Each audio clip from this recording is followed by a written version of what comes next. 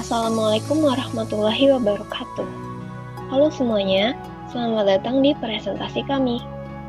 Kami dari kelompok 1, kelas 1 EB11, Universitas Gunadarma, dan pada kesempatan kali ini akan membawakan materi mengenai sejarah perekonomian Indonesia dari masa ke masa, mulai dari masa sebelum penjajahan hingga masa reformasi.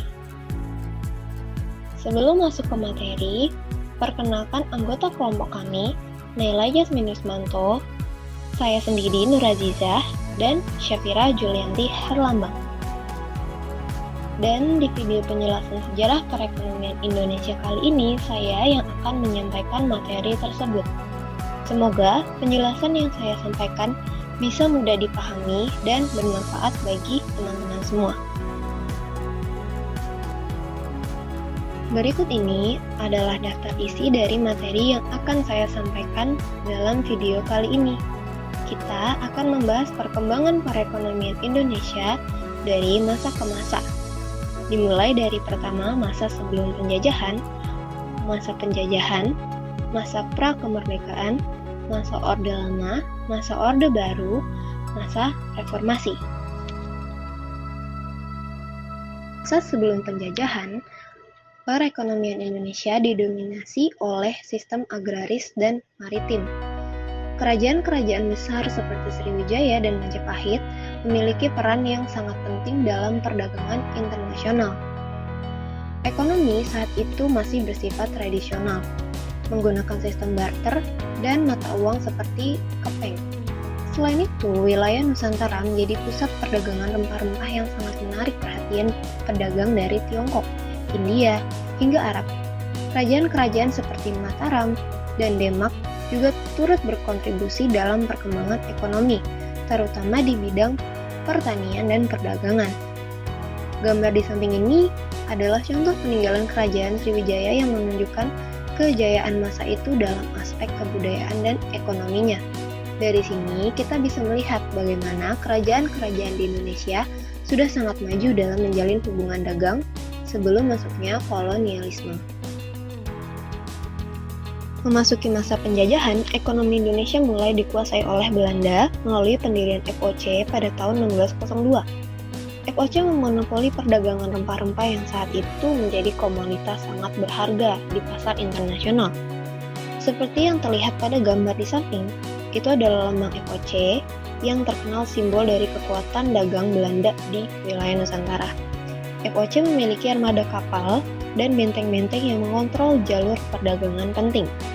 Kemudian, pada tahun 1830, diterapkan sistem tanam paksa oleh Gubernur Jenderal Johannes van der Bosch. Sistem ini sangat merugikan rakyat karena mereka dipaksa menanam tanaman ekspor seperti kopi dan tebu, yang hasilnya diambil untuk kepentingan Belanda.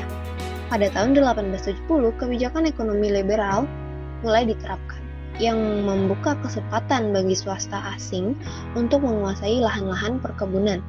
Sayangnya, rakyat justru semakin menderita, sementara kolonial Belanda semakin makmur. Tokoh penting yang menentang sistem ini adalah Multatuli atau Edward Douce Dekker, lewat bukunya Max Havelaar yang terbit tahun 1860.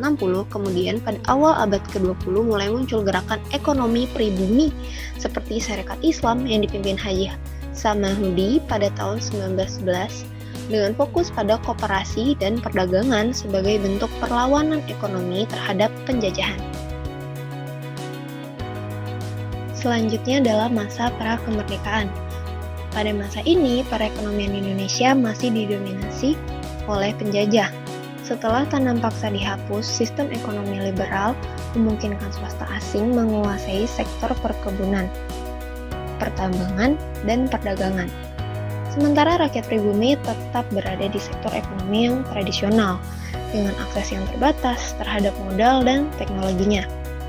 Perlawanan terhadap dominasi asing mulai muncul dengan gerakan koperasi yang digagas oleh Bung Hatta sebagai upaya membangun ekonomi rakyat. Namun, krisis ekonomi dunia tahun 1929 berdampak buruk pada perekonomian Indonesia. Harga komoditas ekspor turun drastis, menyebabkan banyak petani bangkrut dan pengangguran meningkat. Situasi semakin memburuk ketika Jepang menduduki Indonesia pada tahun 1942 yang menerapkan sistem ekonomi perang, memanfaatkan sumber daya alam dan tenaga kerja Indonesia untuk kepentingan militernya. Banyak rakyat dipaksa bekerja sebagai romusha, sementara bahan pangan semakin langka, menyebabkan kelaparan di berbagai daerah. Kondisi ekonomi yang semakin sulit ini menjadi salah satu pemicu kuatnya perjuangan untuk merdeka. Selanjutnya adalah masa Orde Lama. Setelah merdeka, Indonesia menghadapi tantangan besar dalam membangun ekonomi yang masih lemah akibat kolonialisme. Pada tahun 1957 hingga 1960, pemerintah melakukan nasionalisasi perusahaan asing, mengambil aset Belanda untuk memperkuat ekonomi nasional. Namun, kurangnya tenaga ahli dan modal membuat pengelolaan perusahaan nasional tidak berjalan optimal. Pada 1959, Presiden Soekarno menerapkan ekonomi terpimpin, di mana negara mengendalikan hampir seluruh sektor ekonomi dan membatasi sektor swasta. Namun, kebijakan ini justru memperburuk kondisi ekonomi akibat maraknya korupsi, salah arus, serta defisit anggaran. Pemerintah mencetak uang dalam jumlah besar, menyebabkan inflasi melonjak hingga 600%. Pada 1965, harga kebutuhan pokok melambung dan daya beli masyarakatnya merosot. Selain itu, kebijakan politik luar negeri yang agresif seperti konfrontasi dengan Malaysia pada 1963 hingga 1966 semakin membebani anggaran negara karena banyak dana dialokasikan untuk militer.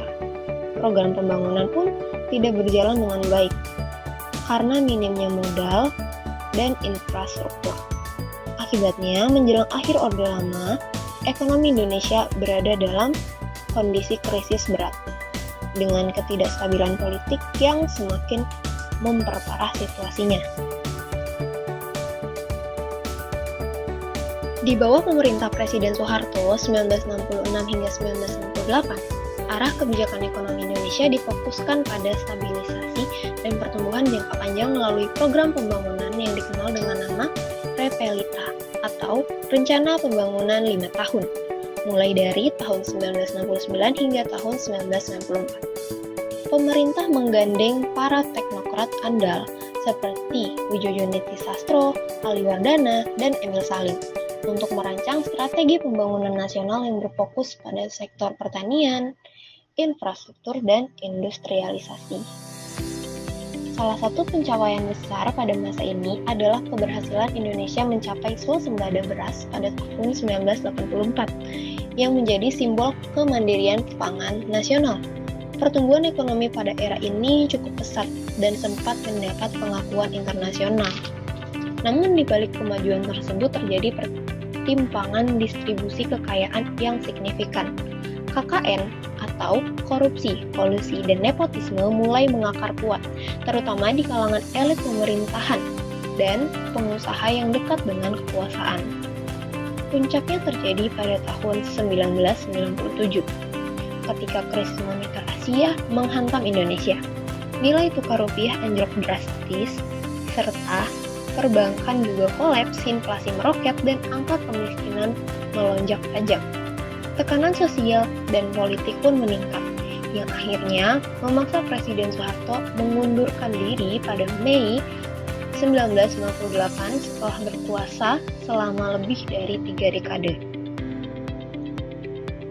Setelah berakhirnya Orde Baru, Indonesia memasuki masa reformasi yang berlangsung dari tahun 1998 hingga 2004. Dalam periode ini, fokus utama pemerintah adalah memulihkan kondisi ekonomi yang hancur akibat krisis moneter 1997. Presiden B.J. Habibie yang menjabat mulai dari 1998 hingga 1999 mengambil langkah cepat di bidang ekonomi, seperti membebaskan nilai tukar rupiah, menutup bank-bank bermasalah, dan merestrukturisasi sektor perbankan. Upaya tersebut menjadi fondasi awal pemulihan ekonomi nasional, dilanjutkan oleh Presiden Abdurrahman Wahid yang menjabat pada 1999 hingga 2001. Kebijakan ekonomi diarahkan pada deregulasi dan pemberdayaan ekonomi rakyat melalui desentralisasi fiskal. Kemudian, di masa Presiden Megawati Soekarno Putri, pada 2001 hingga 2004, fokus pembangunan ekonomi ditunjukkan untuk menciptakan stabilitas makroekonomi, mengendalikan inflasi, serta menarik kembali investasi asing yang sempat lari pasca krisis. Grafik di samping menunjukkan tren pemulihan ekonomi Indonesia yang tercermin dari peningkatan PDB per kapita selama awal masa reformasi ini.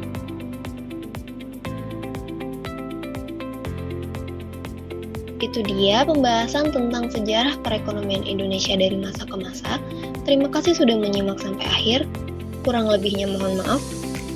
Semoga bermanfaat. Wassalamualaikum warahmatullahi wabarakatuh.